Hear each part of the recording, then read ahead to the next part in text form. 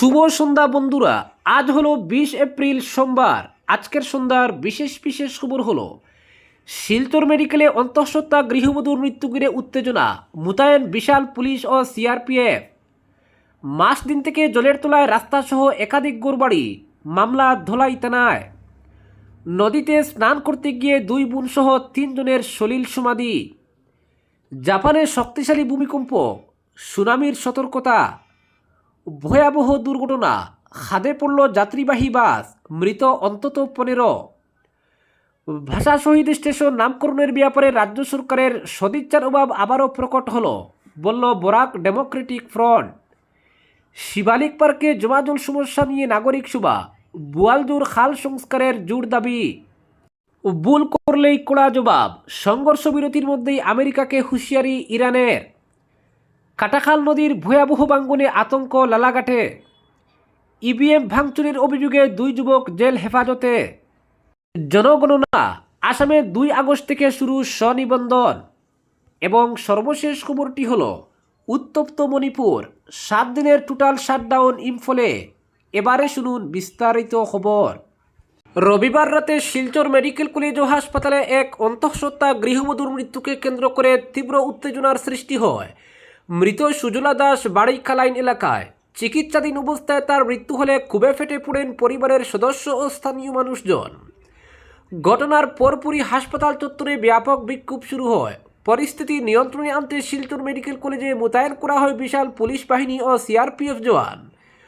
পরিবারের অভিযোগ, চিকিৎসকদের গাফিলতির কারণেই সুজলা দাসের মৃত্যু হয়েছে। পাশাপাশি মৃতের আত্মীয়দের হাসপাতালের ভিতরে আটকে রাখার অভিযোগও তোলা হয়েছে। এই ঘটনাকে কেন্দ্র করে হাসপাতাল চত্বরে উত্তেজনা চরমে পৌঁছায়। সংবাদ মাধ্যমের মাধ্যমে মৃতার পরিবারের পক্ষ থেকে প্রশাসনের কাছে দ্রুত ও নিরপেক্ষ তদন্তের দাবি জানানো হয়েছে। পাশাপাশি এই ঘটনার সঙ্গে জড়িতদের বিরুদ্ধে কঠোর শাস্তির দাবিও তুলেছেন তারা। তবে চিকিৎসকদের কোনো মন্তব্য পাওয়া যায়নি। পরবর্তী খবরটি হলো মাস দিন থেকে জলের তলায় রাস্তা সহ একাধিক ঘরবাড়ি, মামলা ধলাই থানায়। জল নিষ্কাশনের রাস্তা বন্ধ করায় মাস দিন থেকে জলের তলায় রাস্তা সহ একাধিক ঘরবাড়ির চারিদিক। এতে চরম দুর্ভোগের শিকার হচ্ছেন দোলাইয়ের বনগ্রাম এলাকার জনগণ। এই জমাজল থেকে মুক্তি পেতে প্রশাসন সহ স্থানীয় মাতব্বর ব্যক্তিদের দ্বারস্থ হয়ে কোনো সুরাহা হয়নি। সম্প্রতি কয়েকদিনের বৃষ্টিতে ভয়াবহ রূপ নেয় বনগ্রামের কমরুল ইসলাম রোড। আজ ইসলাম উদ্দিন লস্কর, শামসুল ইসলাম লস্কর, সৈফ উদ্দিন, পিয়ার উদ্দিন লস্কররা সাংবাদিক ডেকে এই দুর্ভোগের কথা তুলে ধরে সমাধানের দাবি জানান। তারা জানান, মইবুর রহমান নামে এক ব্যক্তি বাড়ি বানাতে গিয়ে মাটি ফেলে জল নিষ্কাশনের রাস্তা বন্ধ করে দেওয়ায় এই সমস্যায় ভুগছেন।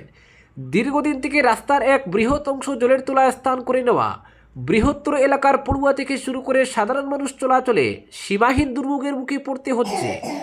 মহিলা ও স্কুল ছাত্রীরা হাঁটুর পর কাপড় তুলে এই অংশ পার হতে বাধ্য হন। এছাড়া জলাবদ্ধতার জন্য বহু ঘর নষ্ট হতে চলেছে। গাছের চারা জলের নিচে পড়ে পচে যাচ্ছে। দুর্ভোগের পাশাপাশি ক্ষতিরও সম্মুখীন হচ্ছেন ভুক্তভোগীরা। তারা বলেন, আগে একই সমস্যা সৃষ্টি হলে স্থানীয় জেলা পরিষদ সদস্য ও বিশিষ্ট ব্যক্তিদের আলোচনায় মইবুর রহমান নিষ্কাশনের রাস্তা খুলে দিলে মানুষ রক্ষা পান। গত বছরের শুকনো মরশুমে তিনি গাড়ি দিয়ে ফের মাটি ফেলে এই কৃত্রিম বন্যার সৃষ্টি করেছেন। এতে বাধ্য হয়ে মইবুর রহমানের বিরুদ্ধে জনস্বার্থে তারা দোলাই থানায় এক মামলা দায়ের করেন। প্রশাসন যথাযথ পদক্ষেপ করে সমস্যার সমাধানের জোরালো দাবি জানান। পরবর্তী খবরটি হলো নদীতে স্নান করতে গিয়ে 2 বোন সহ 3 জনের সলিল সমাধি। তামুলপুরের বরশিরার এলাকায় এক হৃদয় বিদারক ঘটনা ঘটল। পাগলাদিয়া নদীতে স্নান করতে গিয়ে 2 বোন সহ 3 জনের মর্মান্তিক মৃত্যু হয়েছে। জানা যায়, বোন গুড্ডু ডেকার বাড়িতে বেড়াতে এসে একসঙ্গে নদীতে স্নান করতে নেমেছিলেন পিঙ্কি ডেকা এবং বগ্নিপতি দীপজ্যোতি দাস। সেই সময় নদীর বুকে এক্সকেভেটর দিয়ে খনন করা গভীর গর্তে পড়ে যান তারা। দুর্ভাগ্যবশত ওই গর্তে তলিয়ে গিয়ে গুড্ডু ডেকা, পিঙ্কি ডেকা এবং দীপজ্যোতি দাসের সলিল সমাধি ঘটে। ঘটনায় এলাকা জুড়ে শোকের ছায়া নেমে এসেছে।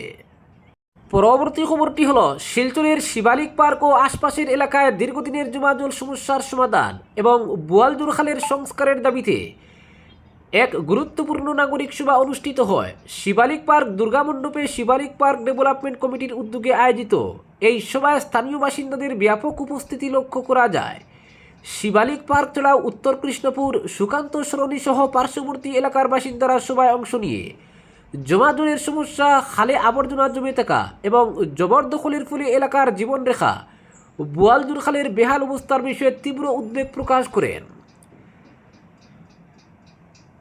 পরবর্তী খবরটি হলো, শক্তিশালী ভূমিকম্পে কেঁপে উঠল জাপান, সুনামির সতর্কতা জারি করা হয়। আজ স্থানীয় সময় 4:53 দেশটির উত্তরাঞ্চলের শানকির উপকূলে ভূমিকম্পটি আঘাত হানে। এটি সমুদ্রের তলদেশের 10 কিলোমিটার গভীরে সংঘটিত হয়। প্রাথমিক অবস্থায় আবহাওয়া সংস্থা ভূমিকম্পটি 7.9 মাত্রার বলে জানিয়েছিল, পরে এটি কমিয়ে 7.4 করা হয়। জাপানি সংবাদ মাধ্যম এনএইচকে জানিয়েছে, ওই অঞ্চলে অল্প সময়ের মধ্যে 3 মিটারের বেশি উঁচু সুনামি আঘাত হানতে পারে। ভূমিকম্পটি এতটাই শক্তিশালী যে এটি কয়েকশো কিলোমিটার দূরে রাজধানী টোকিওতেও অনুভূত হয়েছে। ভূমিকম্পের কারণে সেখানকার ওনাগাওয়া পারমাণবিক প্ল্যান্টে কোনো অস্বাভাবিকতা পরিলক্ষিত হচ্ছে কিনা সেটি পরীক্ষা করা হচ্ছে। পরবর্তী খবরটি হলো, ভয়াবহ দুর্ঘটনা, খাদে পড়ল যাত্রীবাহী বাস, মৃত অন্তত 15। মর্মান্তিক পথ দুর্ঘটনার সাক্ষী থাকল জম্মু ও কাশ্মীর। আজ সকালে জম্মু কাশ্মীরের উধমপুর জেলায় নিয়ন্ত্রণ হারিয়ে একটি যাত্রীবাহী বাস পাহাড়ি রাস্তা থেকে গভীর খাদে গড়িয়ে পড়ে প্রাণ হারালেন কমপক্ষে 15 জন। এই দুর্ঘটনায় গুরুতর জখম হয়েছেন আরও 20 জন যাত্রী। রামনগর থেকে উধমপুর যাওয়ার পথে খাগট এলাকার কানুর গ্রামে দুর্ঘটনাটি ঘটে। স্থানীয় সূত্রে খবর, আজ সকাল 10টা নাগাদ দুর্ঘটনাটি ঘটে। বাসটি অত্যন্ত দ্রুত গতিতে আসছিল। প্রত্যক্ষদর্শীদের মতে, পাহাড়ি রাস্তার একটি অত্যন্ত বিপজ্জনক বাঁক ঘোরার সময় চালক নিয়ন্ত্রণ হারিয়ে ফেলেন। মুহূর্তের মধ্যে বাসটি রাস্তা থেকে ছিটকে খাদে গড়িয়ে পড়ে। খবর পেয়ে ঘটনাস্থলে পৌঁছায় জেলা প্রশাসন, পুলিশ এবং বিপর্যয় মোকাবিলা বাহিনী। দ্রুত শুরু হয় উদ্ধার কাজ। আহতদের উদ্ধার করে স্থানীয় হাসপাতালে নিয়ে যাওয়া হয়েছে। এই ঘটনায় গভীর শোক প্রকাশ করেছেন কেন্দ্রীয় মন্ত্রী জিতেন্দ্র সিং। তিনি এক্স হ্যান্ডেলে জানান, জেলা প্রশাসনের সঙ্গে তার নিয়মিত যোগাযোগ রয়েছে। মন্ত্রী বলেন, উদ্ধার কাজ দ্রুত গতিতে চালানো হচ্ছে। পরবর্তী খবরটি হলো, ভাষা শহীদ স্টেশন নামকরণের ব্যাপারে সম্প্রতি অ্যাডভোকেট ধর্মানন্দ দেবের করা এক আরটিআইয়ের জবাবে রেল মন্ত্রক জানিয়েছে যে এই নিয়ে সরকারি তরফে এ যাবৎ কোনো আনুষ্ঠানিক প্রস্তাবই পাঠানো হয়নি।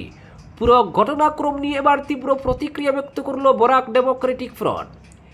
এক প্রেস বার্তায় বিডিএফ মিডিয়া সেলের আহ্বায়ক জয়দীপ ভট্টাচার্য বলেন, এতদিন ধরে আমরা জেনেছি যে রেল মন্ত্রক এই ব্যাপারে ইতিমধ্যে সবুজ সংকেত জানিয়ে রাজ্য সরকারের নামের প্রতিলিপি গেজেট নোটিফিকেশনের মাধ্যমে পেশ করার নির্দেশ দিয়েছে। কিন্তু সাম্প্রতিক আরটিআর জবাবে যে তথ্য পাওয়া যাচ্ছে তাতে মনে হচ্ছে এই প্রক্রিয়া এখনও শুরুই হয়নি। যদি সরকারি তরফে কোনো আনুষ্ঠানিক প্রস্তাবই না যায়, তবে কিসের ভিত্তিতে রেল মন্ত্রক বা স্বরাষ্ট্র মন্ত্রক এই ব্যাপারে বিবেচনা করবে বা সিদ্ধান্ত নেবে? তাই পুরো ব্যাপারটাই বিভ্রান্তিমূলক। তিনি বলেন, আমরা দেখেছি কিছুদিন আগে শিলচরের বর্তমান রাজ্যসভা সাংসদ এই নিয়ে সংসদে বক্তব্য রেখেছেন। এর আগে তার প্রয়াত পিতা তথা বরাকের প্রাক্তন কেন্দ্রীয় মন্ত্রীও এই নিয়ে সংসদে সরব হয়েছিলেন। যদি এরকম কোনো আনুষ্ঠানিক প্রস্তাবই পাঠানো না হয়ে থাকে, তবে কিসের ভিত্তিতে তারা কেন্দ্রীয় স্তরে এই ব্যাপারে বক্তব্য রাখলেন? আপাতত যে তথ্য এসেছে তাতে তো বলা হচ্ছে যে রাজ্য সরকার মন্ত্রিসভায় অনুমোদন করে প্রস্তাব পাঠানোর পরই বাকি প্রক্রিয়া শুরু হতে পারে। তাই এই তথ্য অনুযায়ী প্রথম রাজ্য স্তরে এই পদক্ষেপের জন্য চাপ সৃষ্টি করা উচিত ছিল। জয়দীপ বলেন, সাম্প্রতিক এই তথ্য বিষয়টিকে অবশ্য আরও জটিল করে তুলেছে। তিনি বলেন, বরাকবাসীর এতদিনের এই দাবি নিয়ে এসব বিভ্রান্তি মেনে নেওয়া মোটেই উচিত হবে না। তাই তারা স্থানীয় সাংসদদের অবিলম্বে এই ব্যাপারে স্পষ্টীকরণ দেবার দাবি জানাচ্ছেন। জয়দীপ বলেন, এ যাবৎ যেসব সরকার দিশপুরে শাসন ক্ষমতায় এসেছেন তারা কেউ এই ব্যাপারে যে গুরুত্ব দেননি, সাম্প্রতিক তথ্যের ভিত্তিতে তা আবার প্রমাণিত হলো। বিগত মুখ্যমন্ত্রী শিলচরের বিগত বিধায়ককে এই ব্যাপারে দায়িত্ব দিলেন, এও আমরা দেখলাম। কিন্তু যদি আনুষ্ঠানিক প্রস্তাবই পাঠানো না হয়ে থাকে, তবে এসব পদক্ষেপের অর্থ কী? বরাক উপত্যকাবাসীর দাবি নিয়ে এই ধরনের লুকোচুরি খেলা নিশ্চিতভাবে এই উপত্যকা তথা ভাষা শহীদদের অপমান করা। জয়দীপ বলেন, অবিলম্বে এই বিভ্রান্তির অবসান হওয়া জরুরি। একই সাথে আগামী দিনে যারা দিশপুরে সরকার গঠন করবেন তাদের উচিত প্রাথমিকতা দিয়ে এই নামকরণের দাবি কার্যকর করা।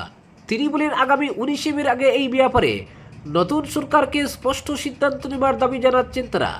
বিডিএফের পক্ষ থেকে আহ্বায়ক ঋষিকেশ দে এক প্রেস বার্তায় এই খবর জানিয়েছেন। পরবর্তী খবরটি হলো, জনগণনা 2027 উপলক্ষে আসামে হাউস লিস্টিং পর্ব আগামী 17 আগস্ট থেকে 15 সেপ্টেম্বর পর্যন্ত অনুষ্ঠিত হবে। এর আগে 2 আগস্ট থেকে 16 আগস্ট পর্যন্ত সাধারণ মানুষকে স্বনিবন্ধন করার সুযোগ দেওয়া হবে বলে এক বিজ্ঞপ্তিতে জানিয়েছে প্রেস ইনফরমেশন ব্যুরো। জাতীয় সময়সূচি অনুযায়ী আসাম প্রথম পর্যায়ের কাজ কিছুটা পরে শুরু করা রাজ্যগুলির মধ্যে রয়েছে। এই হাউস লিস্টিং পর্যায়ে প্রায় 30 দিন ধরে গণনাকারীরা বাড়ি বাড়ি গিয়ে তথ্য সংগ্রহ করবেন। অধিকর্তারা জানিয়েছেন এবার প্রথমবারের মতো নাগরিকরা অনলাইনের মাধ্যমে নিজে থেকেই তথ্য প্রদান করতে পারবেন। মাঠ পর্যায়ের কাজ শুরুর আগে 15 দিনের এই স্বনিবন্ধন প্রক্রিয়া চালু থাকবে। পাশাপাশি পুরো জনগণনা প্রক্রিয়ায় ডিজিটাল পদ্ধতিতে সম্পন্ন হবে, যেখানে গণনাকারীরা মোবাইল অ্যাপের মাধ্যমে তথ্য সংগ্রহ ও আপলোড করবেন। হাউস লিস্টিং পর্যায়ে বসবাসের অবস্থা, বাড়ির সুযোগ সুবিধা এবং সম্পত্তি সম্পর্কিত বিভিন্ন তথ্য সংগ্রহ করা হবে, যা 2027 সালের জনসংখ্যা গণনার ভিত্তি হিসেবে কাজ করবে। উল্লেখ্য, জনগণনা 2027 হবে ভারতের প্রথম সম্পূর্ণ ডিজিটাল জনগণনা। এই প্রক্রিয়ায় রিয়েল টাইম ডেটা সংগ্রহ ও পর্যবেক্ষণের জন্য কেন্দ্রীয় সরকার বৃহৎ প্রযুক্তিগত পরিকাঠামো ব্যবহার করবে।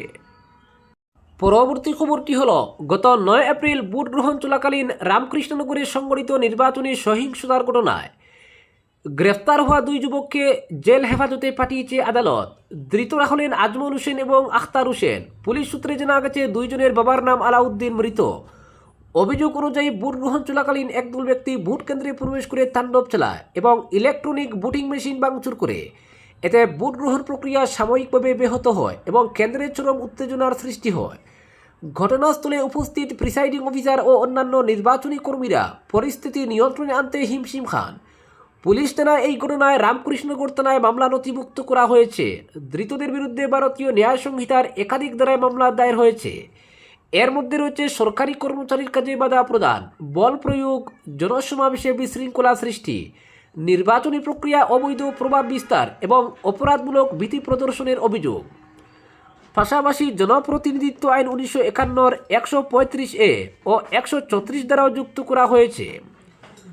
তদন্তে জানা গেছে অভিযুক্তরা পরিকল্পিতভাবে ভোট কেন্দ্রে প্রবেশ করে ভোটার ও কর্মীদের ভয়ভীতি দেখায় এবং পরে ইভিএম মেশিন ভাঙচুর করে। এর ফলে ওই কেন্দ্রে কিছু সময়ের জন্য ভোট গ্রহণ বন্ধ রাখতে বাধ্য হয় নির্বাচন কর্তৃপক্ষ। পরে পরিস্থিতি নিয়ন্ত্রণে এলে পুনরায় ভোট গ্রহণ শুরু হয়। ঘটনার পর থেকে অভিযুক্তরা পলাতক ছিল। গোপন সূত্রের ভিত্তিতে অভিযান চালিয়ে পুলিশ তাদের গ্রেফতার করে। পরে শনিবার রামকৃষ্ণনগর আদালতে হাজির করা হলে বিচারক মামলার গুরুত্ব বিবেচনা করে জামিন আবেদন খারিজ করে 2 জনকেই জেল হেফাজতে পাঠানোর নির্দেশ দেন।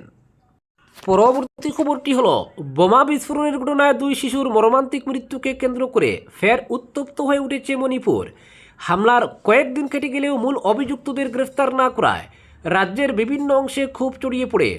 পরিস্থিতির জেরে ইম্ফল উপত্যকায় 7 দিনের টোটাল শাটডাউনের ডাক দিয়েছে প্রভাবশালী মহিলা সংগঠন মেইরাপাই বিলুপ। ঘোষণা অনুযায়ী 19 এপ্রিল মধ্যরাত থেকে 25 এপ্রিল পর্যন্ত এই বন্ধ চলবে। সংগঠনের তরফে স্পষ্ট বার্তা, নির্ধারিত সময়ের মধ্যে দোষীদের বিরুদ্ধে কড়া পদক্ষেপ না হলে আন্দোলন আরও তীব্র হবে। শনিবার ইম্ফল পশ্চিম জেলার সাগলবন্দ এলাকায় স্থানীয় বাসিন্দারা মশাল মিছিল করে প্রতিবাদ জানান। বিক্ষোভকারীদের অভিযোগ, দীর্ঘদিন ধরে সাধারণ মানুষের নিরাপত্তা নিশ্চিত করতে প্রশাসন ব্যর্থ হয়েছে। একই সঙ্গে হামলার ঘটনার পরও দ্রুত বিচার বা অভিযুক্তদের পাকড়াও করতে না পারায় ক্ষোভ আরও বেড়েছে। পরিস্থিতি নিয়ন্ত্রণে আনতে নিরাপত্তা বাহিনী কাঁদানে গ্যাস ব্যবহার করে ভিড় ছত্রভঙ্গ করে বলে জানা গিয়েছে। প্রশাসনিক সূত্রে খবর, এই হামলার ঘটনায় ইউনাইটেড কুকি ন্যাশনাল আর্মির সঙ্গে যোগাযোগ থাকার সন্দেহে ইতিমধ্যেই 5 জনকে আটক করা হয়েছে। তবে আন্দোলনকারীদের একাংশের দাবি, মূল ষড়যন্ত্রকারীরা এখনও দৌড়াচুয়ার বাইরে। ঘটনার সূত্রপাত গত সোমবার গভীর রাতে বিষ্ণুপুর জেলার মৈরাং ও ট্রংলা অভিগ্রামে পাহাড়ের দিক থেকে আচমকা বিস্ফোরক নিক্ষেপ করা হয়। তার মধ্যে একটি শক্তিশালী বোমা গিয়ে পড়ে একটি বাড়ির উপর। বিস্ফোরণে ঘরের ভিতরে ঘুমিয়ে থাকা 5 বছরের এক শিশু এবং মাত্র 6 মাসের আরেক শিশুর মৃত্যু হয় ঘটনাস্থলেই। গুরুতর জখম হন 2 শিশুর মা। এই হামলার পর থেকেই এলাকায় উত্তেজনা বাড়তে থাকে। মঙ্গলবার সকালে ক্ষুব্ধ জনতা একাধিক গাড়িতে আগুন ধরিয়ে দেয়। পরে পরিস্থিতি সামাল দিতে রাজ্য সরকার ইন্টারনেট পরিষেবা বন্ধ রাখার সিদ্ধান্ত নেয়। তবে রাজ্যে শান্তি ফেরাতে এখন প্রশাসনের পরবর্তী পদক্ষেপের দিকেই তাকিয়ে সকলেই। আজকের বিশেষ সংবাদ এখানেই সমাপ্ত।